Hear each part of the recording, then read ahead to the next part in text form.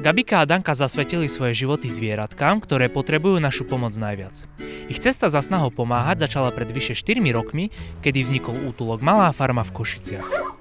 Počas dňa až do neskorej noci venujú všetkým zvieratkám voľný čas. Avšak sú dni, kedy trávia viac času na veteríne ako na samotnej farme. Za 4 roky sa v azyle vystriedali stovky chlpáčov, no nájdu sa aj takí, ktorým osud teplého domova nedopriel. Toto je Miťo. Miťo k nám prišiel pred 2 rokmi, našiel sa zrazený na furči.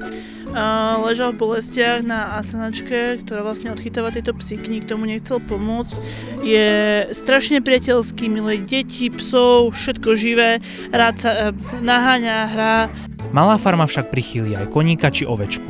Mačičky majú počas zimy svoje miesto vo vyhriatých klietkach.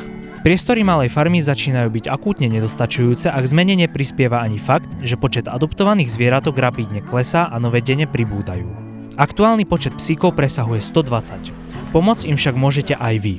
Bežní ľudia poväčšinou prispievajú buď podstielkami pre psíkov, občas je to krmivkou, niekedy je toho viacej, niekedy je toho menej a občas nám pomáhajú aj finančne, keď sú zvýšené veterinárne náklady na zvieratko.